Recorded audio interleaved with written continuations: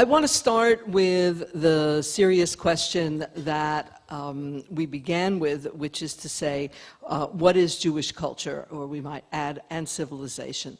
But before I do, I have to mention the fact that I'm standing here, or rather sitting here, as a representative of really a small crowd of people who helped to make this volume possible. Not only my co-editor, NURITH GERTZ, but also a fabulous research assistant I had, Rachel Weinstein, who, without whom truly it would not have happened, who created the database and kept track of all of the many selections that went into it. And then all of the advisors and numerous other students who pitched in at various times to help create this.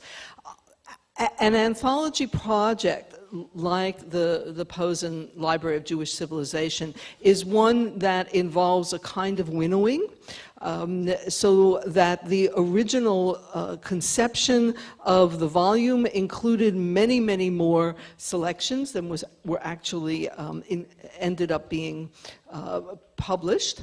And the stages of winnowing meant that certain things got left by the wayside, which certainly deserved to be in, but there were clearly constraints of, this is a pretty hefty volume anyhow, of size and scope. When we began the project, NURITH GERTZ and I knew from the very beginning that we did not accept a notion of Jewish culture as essentialist. That is, that we did not see Jewish culture as having to have something, some essence, in order to make it Jewish. We really rejected that idea, and as 21st century scholars, I guess you would say, we recognized instead that Jewish culture should be seen more as a process, that the production of Jewish culture involved a lot of different actors. It involved those who made something, who wrote, but it also involved those who read, those who performed. It involved the audiences who listened and retold materials and used them in different ways, so that Jewish culture was a relatively fluid notion, and what we were proposing as Jewish culture for the latter decades of the 20th century and the very beginning of the 21st century represented a particular kind of snapshot. Whether it will last, 100 years, or only 50, or maybe only 25, we don't know. We expect it to produce discussion, and it's really great to be here. And Adam wrote a fantastic review that's so interesting, that already produces some of that discussion of the issues that are involved. So we put it forth not in a gesture of finality, but in a gesture of starting a certain kind of conversation. And there are things in this volume that are unusual. We made the case that we wanted to include popular culture, not just folk culture, which you could trace back over centuries, but this commercial popular culture that is very characteristic of our contemporary world, certainly very characteristic of the United States, and a culture that Jews are producers of, certainly as American culture, as Israeli culture, but we wanted to say that some of it also should be seen as Jewish culture. We made a case specifically for children's literature, arguing that in this era, children's literature had exploded as a real category of literary production. And again, while it may not be as evident in previous centuries, it was something that was an important piece of how we think about Jewish culture today. So these are certain elements that are new in the book. Joyce mentioned photography. Of course, photography goes back into the 19th century as a new form of both creativity and of representation of reality, as photographers often thought of their work. So we include that, and I would expect there will be photography in some of the earlier volumes as well. This work, then, is one that we hope to have people engage in. It's a work that is structured chronologically, although we began with themes. When we finally amassed all of this material, we realized that the best way, we felt, to organize it was to move through time. So the book begins in 1973, and every section of it begins in 1973, or with whatever we have as close to 1973. And as you move through time, among the things you see are changes. The themes, as it were, sweep through as expressions of Jewish culture, whether in the areas of poetry or prose, in the areas of intellectual or religious life. You see certain kinds of concerns sweeping through across the relatively short span of 30 years or so. We also decided within the volume that because Jews are, as you said, an international people, because we were translating everything into English, that we were not going to pay attention to where and in what language the work was originally produced. We were going to argue instead that work, Jewish culture, is international in scope, and that although some individuals may not have been able to read Hebrew or read French or read the language in which something was written, eventually translations often brought that material into a wider kind of commerce. Now, having said all of this in terms of what our goals were about the anthology, let me also add that sometimes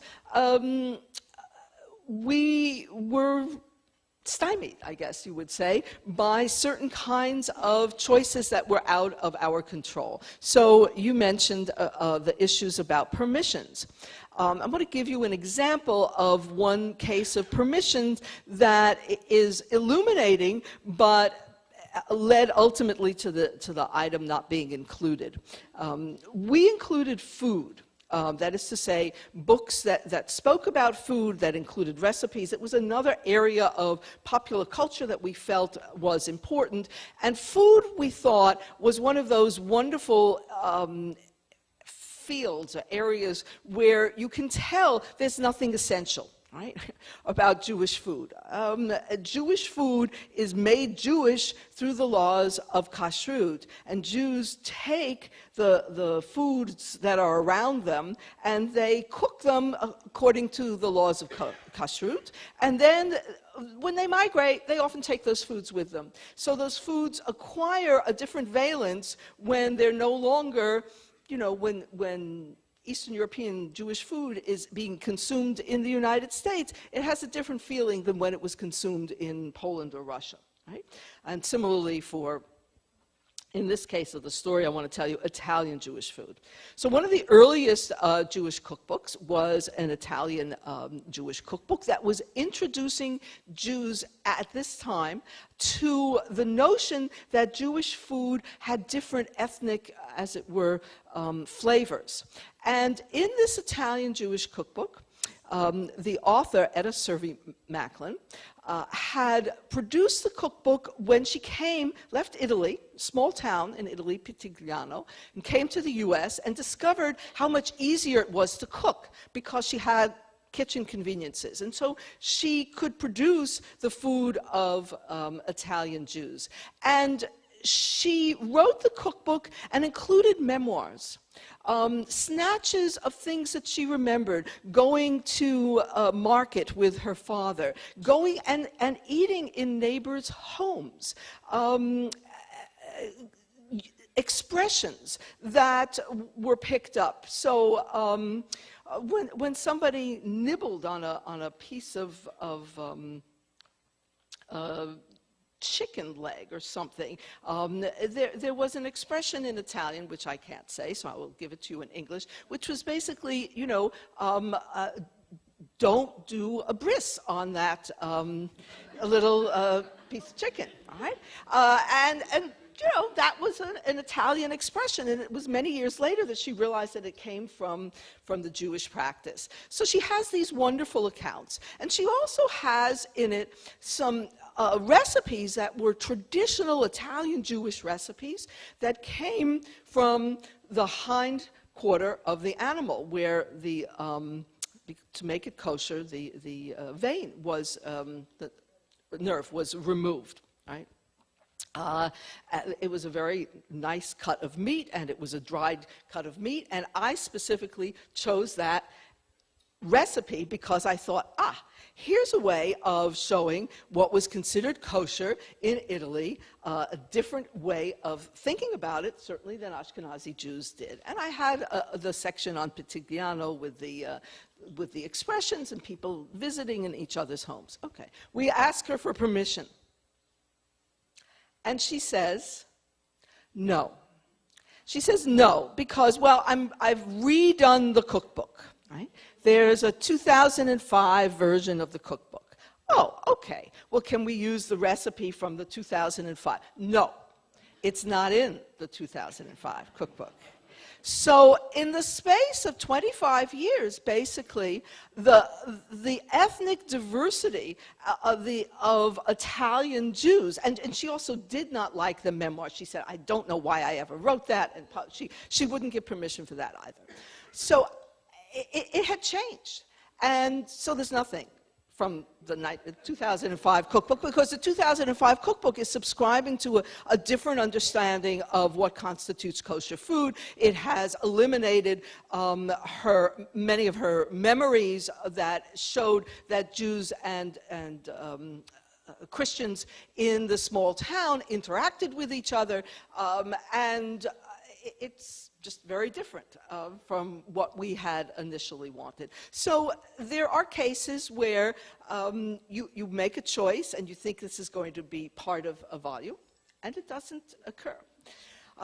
Let me just say, in concluding these opening remarks, that the ways in which we approach Jewish culture, in essence, gave all of you a chance to create it, because how you read material, how you use material, the performances that you attend, we have lists of music, the music that you might listen to or the films you might watch, go into what it is that makes Jewish culture. It was a pluralist and small d democratic understanding of Jewish culture, and one that did not privilege an elite as compared to a non-elite. And finally, last point, since we were two women editing this volume, there are a lot of women's voices here. We're well aware that as you go back in time, the ability to retrieve women's voices gets more and more difficult because they have not been saved. And we were convinced that it was crucial to include women's voices as part of contemporary Jewish culture.